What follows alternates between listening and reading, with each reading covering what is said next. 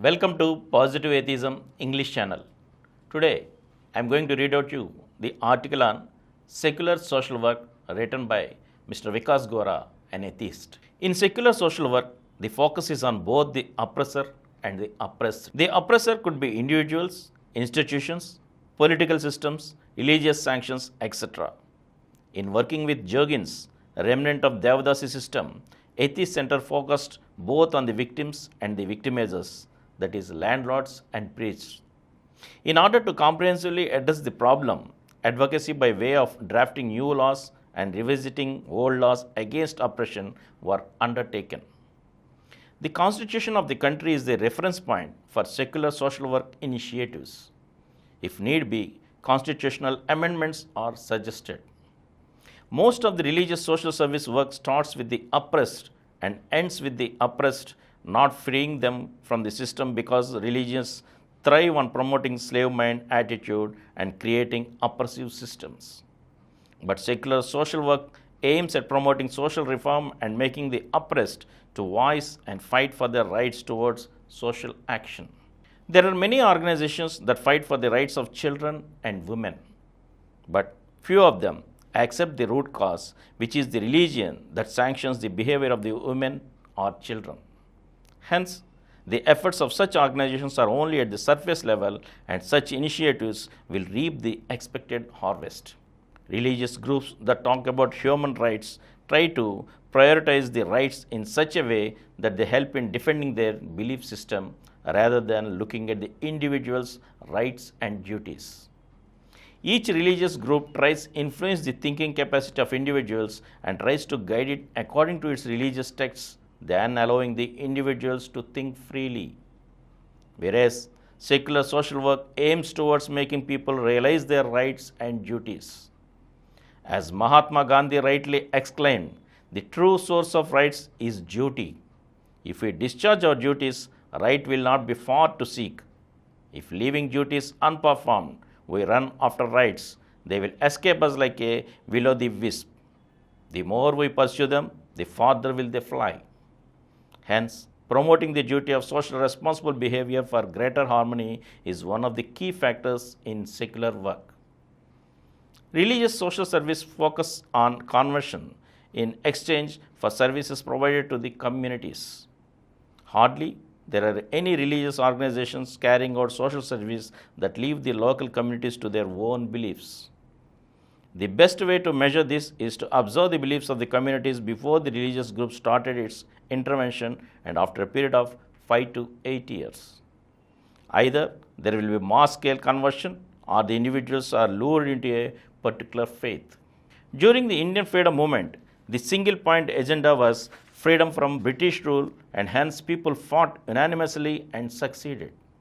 The same zeal and aim towards poverty elevation by way of social service is the need of the hour and cornerstone of secular social work. In this new age, many belief systems are sprouting up.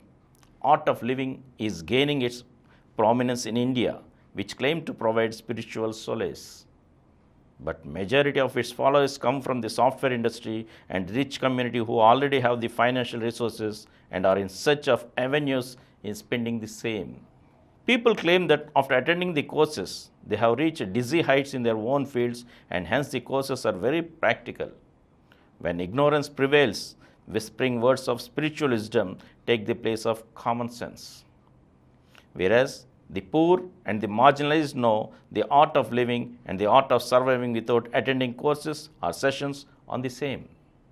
They are not the main customers in such new age belief systems because they do not help in doubling the income of religious industry. In secular social work, there are no promises. It is aimed at helping people to help themselves by creating a sense of collective social responsibility to address social concerns and to promote social equality and social justice. Secular social work strives to focus on the prevention of diseases and pandemics and does not consider them as a curse or requiring prayers for healing. The pandemic has clearly revealed that no ounce of prayer has saved lives, but the sheer hard work and scientific invention of the vaccine has reduced the fatalities. Secular social work focuses on public health community awareness, and addressing the superstitions that are related to health and well-being. The aim to strengthen critical thinking and free inquiry so that people make informed decisions. In the late 1980s, when pictures of half-naked African children and women were shown on TVs by organizations of international repute, people donated money out of pity. If at all, there is a study revealing what is the gross increase in conversions in the communities in a particular country wherein religious international aid is invested, then it will clearly reveal the hidden motive of religious groups. This continues to happen in the post-war and disaster times wherein huge relief aid come with a pretext of conversion. Hence, it is the moral duty of responsible citizens to question such initiatives with a hidden agenda. Religious charity supports denominational differences and works for vested religious interests and not focusing on the poor. Whereas, secular social work means working with all sections of the community irrespective of their ethnic, caste, religious, and communal differences, felicitating them to lead a dignified and a healthy life. It aims to people to recognize themselves as responsible social change agents working for the overall development of the community and the society at large. It banks on the strengths of the individuals.